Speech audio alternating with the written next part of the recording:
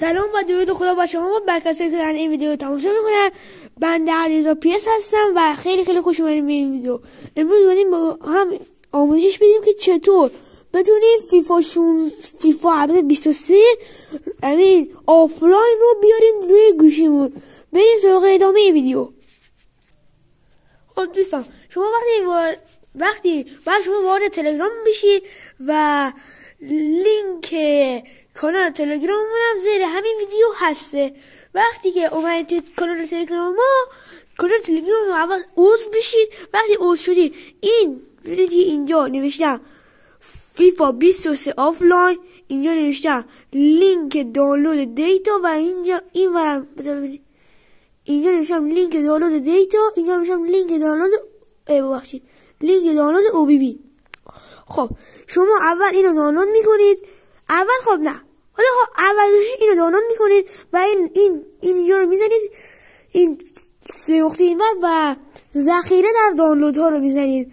حالا من یه بار ذخیره در دانلود کردم دیگه نمیکنم. شما ذخیره در دانلود ها رو میزنید و ذخیره در دانلود ها میشه. بعد شما روی این لینک مثلا دیتا رو کلیک میکنید، با گوگل کروم بازشون میکنید. خب اینجا میشه فایل دوباره بارگیری شود. ما میشیم نه، چون ما یه بار بارگیری کردیم. خب حالا با همین کارم با او بی بی انجام میدیم. روی او بی بی لینک او بی بی میزنیم، گوگل کروم بازش میکنیم. اینجا میشه فایل دوباره بارگیری شد. میگیم نه، چون ما اینم دانلود کردیم. خب وقتی اینو همه رو دانلود کردی، این ذخیره دانلودش کردی، اینجا یک کن میاد پایین نمیشه که به برنامه زد آرشیو هم نیاز دارید. لینک دانلود برنامه زد آرشیوه، همون زد آرشیو یا زد آرشیو هر چی میتونید از مایکت هم دانلود کنید. شما روی این لینکی که هست کلیک میکنید و وارد مایکت میشید و این زد آرشیو رو نصب میکنید. حالا بریم وارد زد آرشیو بشیم. خب دوستان، وقتی وارد برنامه زد آرشیو شدی، شما باید وارد پوشه دانلوداتون بشید. این پوشه دانلوداه. بعد بیایید پایین و اینجا می‌نویسید که اینجا نوشته فیفا 23. خب روی این کلیک میکنید و نصب رو میزنید. حالا من یه بار نصب کردم دیگه نصب نمیکنم و شما باید نصب انجام بدید. بعد که یه خورده بیاید این بالاتر، اینجا نوشته که ببینید دیتای فیفا 23. روی این نگه میدارید. بعد روی گزینه ببخشید نگه نمیدارید، روش کلیک میکنید نمایش رو میزنید. بعد تو از همین نقطه روی این باید فشار بدید. فشار که بدید کپی رو میزنید. بعد اینجا رو میزنید و حافظه تلفن رو میزنید. حالا اندروید و اینجا دیتا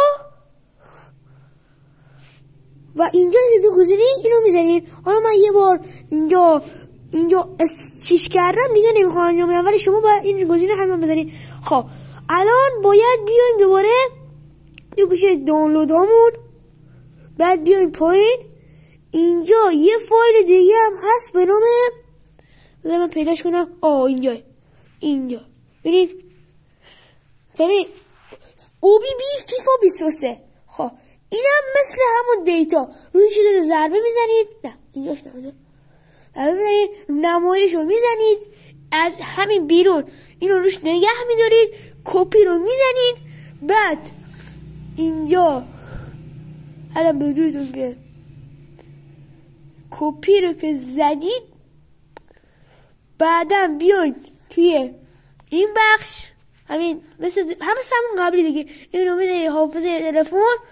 بعد اینجا اندروید، این دفعه دیگه تو پوشه او بی بی نمیریزی.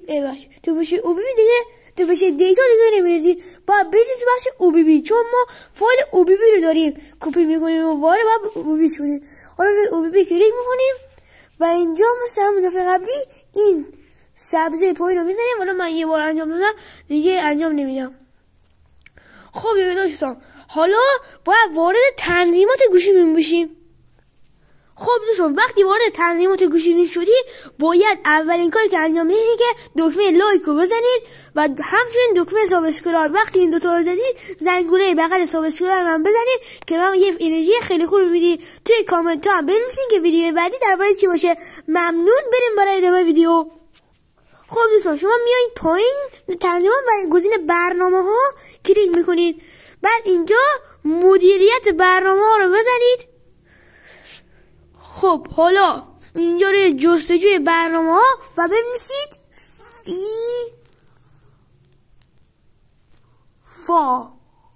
خب اینجا ببینید که نوشته شده فیفا 16. دوستان اینجا نوشته فیفا 16 ولی همون فیفا 23.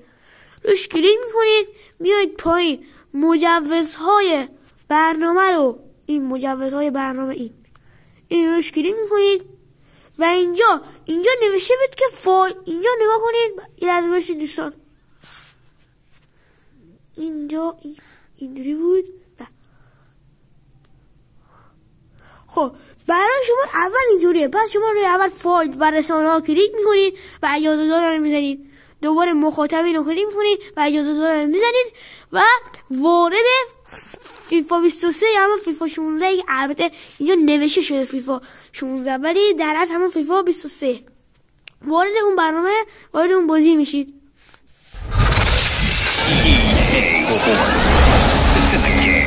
دوستان ما میبینیم که وارد فیفا 26 شدیم و اینجا میبینیم کیلیان امباپه و خانم کرر هستن. روش کلیک میکنیم و وارد فیفا 23 میشم. دوستان این آفلاینه. بذارید بیا نگاه کنید. من ببینید دوستان ببینید که دوستان الان اینترنت هم خاموش کردم و برام بازم داره میاره. پس این آفلاینه.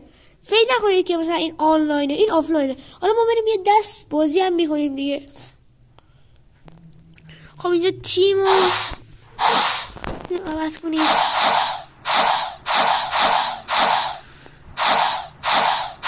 همه این داره. رئال مادرید ما باشیم. من رقیبون هم انتخاب کنم. خب دوستان بازی ال کلاسیکو باشد. حالا اینجا این که کلیک کنیم بعد یه لباس ها که باید همین لباس ها و اینجا پلی یس. یعنی نمیدونم چرا ما هم بازی داریم اسپانیا انجام میدیم ولی نمیشه پریمیر لیگ. نمیدونم چرا اینجوری کرده. باگ هاش دیگه باگ. You'll recognise the Santiago Bernabeu in Madrid. Alan Smith alongside me, Martin Tyler, and we'll be your commentary team today. It's time for El Clasico. When Barcelona play Real Madrid, it's a bit more than just a club match. Well, a little bit of rivalry, you might say, and so many world-class players out on the pitch. دوستان ببینید الان شاید بگی خیلی بی کیفیت و به در نخوره ولی واقعا بازی واله. من از این بازی واقعا خوشم اومد. امیدوارم از این ویدیو لذت کافی رو برده باشید. پس گفتم دیگه لایک و کامنت و سابسکرایب بزنید. بغل سابسکرایب هم یک گزینه زنگوله وجود داره اونم رو آل بزنید و تو کامنت ها بگید که ویدیو بعدی درباره چی باشه. راستی بچه‌ها من یه ویدیو دارم ضبط میکنم الان بعد این ویدیو اون ویدیو میاد.